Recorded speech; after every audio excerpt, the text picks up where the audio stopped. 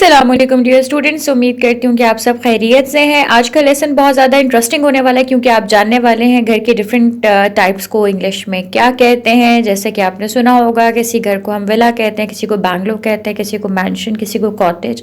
So what is the basic difference between all of these. Correct pronunciation के साथ जानने के लिए देखते रहें वीडियो लेसन को एंड तक।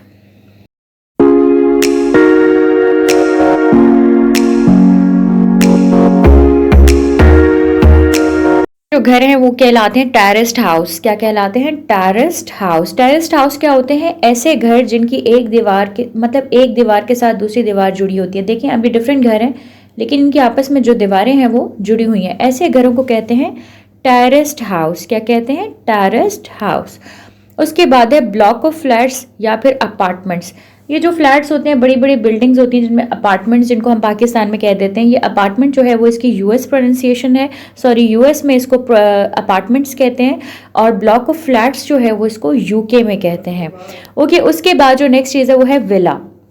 अच्छा, विला जो होता है एक मॉडर्न तर्ज पे बना हुआ एक बहुत खूबसूरत आलीशान घर होता है, ठीक है। इसमें और बेसिकली जो कह ले के ट्रेडिशनल बंगलोज हैं उसमें डिफरेंस ये होता है, बंगलोज जो होते हैं वो थोड़ा ट्रेडिशनली बनाए जाते हैं, बल्कि विला जो होते हैं इसमें जो कमोडिटीज़ हैं, जो मॉडर्न किस्म की चीज़ें हैं, उनका जो है वो इंक्लूडेड होती हैं। लाइक आप देख सकते हैं स्विमिंग पूल है या ऐसी कोई भी कमोडिटीज़ जो दौर के साथ साथ चेंज होती रहती है। तो villa is all about the modern house you can say.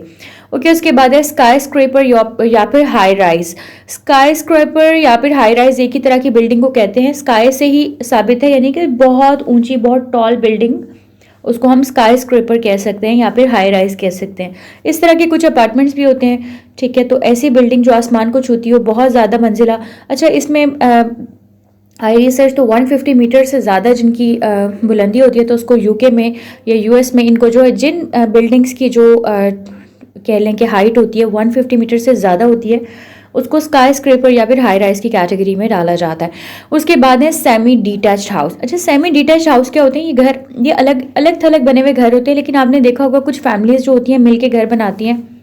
जैसे लोग, दो भाई हैं, उन्होंने घर बनाया एक जैसा, लेकिन बीच में एक दीवार है, ठीक है, लेकिन इनके साइडों पे कोई घर नहीं होते, सिर्फ एक दीवार इनकी शेयरिंग पे होती है, ठीक है, दो घरों की। तो ऐसे घरों को कहते हैं सेमी डिटैच्ड हाउस। उसके बाद है डिटैच्ड हाउस। डिटैच्ड हाउस क्या होते हैं? वो घर जो बिल्कुल अलग थलग होते हैं, मतलब इनकी कोई भी दीवार किसी भी दीवार के साथ जुड़ी हुई नहीं होती। इस तरह के घरों को हम कहते हैं डिटैच्ड हाउस। अच्छा, कॉटेज। कॉटेज जो होता है ये अलग थलग से बना हुआ एक छोटा सा एक इस तरह का रेजिडेंस होता है, ठीक है, आपने देखा होगा, कॉटेज कहलाता है ये। इसमें मतलब ज़िंदगी की बेसिक चीज़ें होती हैं, लेकिन ये कॉटेज होता है ये बहुत ज़्यादा लग्जूरियस नहीं काउंट होता। ये दिस इज समहाउ एक मतलब बेसिक तर्ज पे बना हुआ, जिसके अंदर एक बुनियादी ज़रूरियात पूरी करने का सामान होता है, दैट्स ऑल, लेकिन सिंपलिस्टिक वे होता है। अच्छा, लाइट हाउस। लाइट हाउस क्या होता है कि आपने देखा होगा जजीरों में समंदर के दरमियान, यानी कि इस तरह से एक लाइट हाउस बना हुआ होता है। इसके ऊपर ये बहुत लंबी सी बिल्डिंग होती है, इसके ऊपर यहाँ पर लाइट होती है, ठीक है। ये बेसिकली जो सेलर्स होते हैं जो समंदर के अंदर, मतलब आपको पता है सेलर्स होते हैं जो समंदर में जर्नी अपनी कर रहे होते हैं, कंप्लीट कर रहे होते हैं। सो वहाँ पर डायमेंशन, आपको पता है समंदर में कोई रोड्स तो है नहीं, तो वहाँ पर लाइट हाउसेस बनाए जाते हैं डिफरेंट जगहों पर, ताकि वो यहाँ पर गाइडलाइन उनको मिल सके कि ठीक है हम नॉर्थ की तरफ जा रहे हैं या वेस्ट की तरफ जा रहे हैं। तो light house is basically indicate करता है जो भी समंदर में सफ़र कर रहे हैं सेलर्स हैं, उनको वो एक डायमेंशन देता है कि वो किस साइड पर जा रहे हैं। तो light house is all about, कह लें कि क्या है, एक मोड ऑफ कम्युनिकेशन कह सकते हैं आप। एग्लू जो होते हैं ये आपने देखा होगा बहुत ज़्यादा बर्फ़ानी इलाकों में जहाँ पे बर्फ़ बहुत ज़्यादा पड़ती है, तो जो सॉलिड स्नो होती है। अच्छा, स्नो और आइस का एक डिफरेंस मैंने आपको बताया था वेदर वाले उसमें वोकैबुलरी वाले लेसन में, तो आप मुझे बताएं नीचे क्या होता है, स्नो और आइस का डिफरेंस क्या होता है। एनीवेज, जो स्नो आइस होती है उसको यूँ ब्लॉक्स की शक्ल में जोड़कर जो है इस तरह से इग्लू बनाया जाता है और इसके अंदर रहा जाता है। तो ये अंदर से बड़ा कूजी नरम गर्म होता है। ओके, तो next one is tent. Tent क्या होता है? क्लॉथ से बना हुआ होता है। बेसिकली ये क्या होता है? एक छोटा सा एक आर्जी अकोमोडेशन होती है जिसको कपड़े से जो है बनाया जाता है, ठीक है। जो लोग टूरिज़्म वगैरह और इन एक्टिविटीज़ में होते हैं, वो जब जाते हैं किसी ऐसी जगहों पे ठहराव करना होता है जहाँ पे रेस्टोरेंट्स वगैरह नहीं होते, तो वहाँ पर इस तरह से टेंट वगैरह लगाए जाते हैं। अच्छा, कैंपर वैन या फिर कारवान। कैंपर वैन या कारवान, कारवान के बारे में ऑलरेडी मैं आपको बता चुकी हूँ ट्रांसपोर्टेशन वोकैबुलरी में, कि एक ऐसी वैन जिसके अंदर जो बेसिक कमोडिटीज़ होती हैं वो मौजूद होती हैं, लेटने वेटने की जगह होती है, ठीक है। यानी कि एक ऐसी जगह होती है जिस पर आप घूम फिर भी सकते हो और रह भी सकते हो टेम्परेली। मैंशन, मैंशन एक बहुत बड़ा ह्यूज एक रकबे पे बना हुआ घर होता है, ठीक है। इस तरीके से मैंशन बना हुआ होता है। इसका बेसिकली मैंशन होता है, इसका रकबा ज़्यादा होता है, ठीक है। और इसमें मतलब हर तरह की मतलब कमोडिटीज़ होती हैं, मॉडर्न भी होता है, ज़बरदस्त भी होता है। फार्म हाउस, फार्म हाउस क्या होता है, आप में से अक्सर लोग फार्म हाउस गए होंगे। और फार्म हाउस बेसिकली नेचुरल जगहों पे बना हुआ होता है, मतलब खेत होते हैं साइड पे या गार्डन्स होते हैं और उनके बीच में घर बना होता है। एक सेहत अफजा एक रिजॉर्ट के तौर पे काम करता है। उसके बाद है बांगलो। बांगलो जो होता है वो बांग्लो जिसको हम सब जानते हैं, ठीक है।